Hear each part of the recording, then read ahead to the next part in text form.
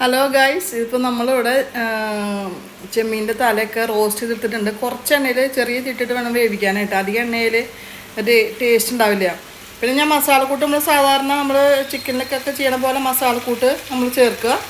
പിന്നെ നമുക്ക് ആവശ്യമുള്ളത് ഇവിടെ മസാല ഇവിടെ റെഡി ആയിട്ടുണ്ട്. അപ്പോൾ അതായത് ചെമ്മീൻ ഞാൻ ഇവിടെ തല വറുത്ത് വെച്ചിട്ടുണ്ട്. നല്ല സൂപ്പർ ടേസ്റ്റാണ് കേട്ടോ. വെറുതെ തിന്നാനും നല്ല ടേസ്റ്റാണ്. ഇതിപ്പോൾ നമ്മൾ കുക്കായതിന് ശേഷം നമ്മൾ ഫുഡ് കഴിക്കുന്ന സമയത്ത് മാത്രമേ ഇത് നമ്മളൊക്കെ ചെമ്മീൻ തലയിലിടാൻ പാടുള്ളൂ. അല്ലെങ്കിൽ ഈ വറുത്ത കാരണം ഈ വെള്ളമൊക്കെ അത് വലിച്ചെടുക്കും. അപ്പോൾ ഈ ക്രിസ്പ്നെസ് പോവും. ഞാൻ കുറച്ച് സോയാ സോസ് ആഡ് ചെയ്തിട്ടുണ്ട്. അതുപോലെ തന്നെ ഒരു പകുതി ചെറുനാരങ്ങ ഒഴിച്ചിട്ടുണ്ട് കേട്ടോ. ചെറുക്ക് പുളിയാണെങ്കിൽ വെച്ചിട്ടുണ്ടെങ്കിൽ പുളി ആഡ് ചെയ്യാം. അങ്ങനെ 2 കുടംപുളി ഇടാം. പക്ഷേ ചെറുനാരങ്ങ ഇട്ടാൽ ടേസ്റ്റ് ഉണ്ടാവുക.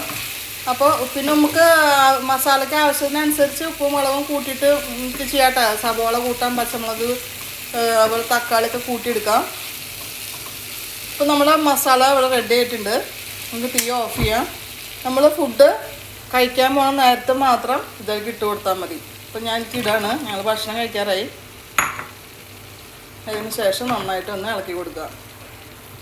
സൂപ്പർ ടേസ്റ്റാണ്. നിങ്ങളത് വീട്ടിൽ എന്തായാലും ഒന്ന് ട്രൈ ചെയ്ത് നോക്കണം. നമ്മൾ ചെമ്മീൻ തിന്നുന്ന ടേസ്റ്റ് അല്ല, ഇത് വേറൊരു ടേസ്റ്റാണ്.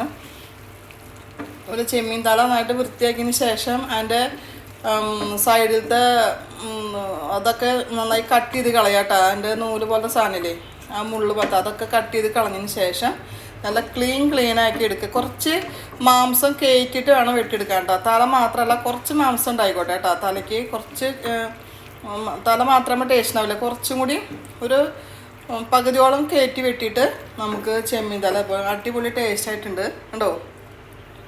നിങ്ങൾ എന്തായാലും വീട്ടിൽ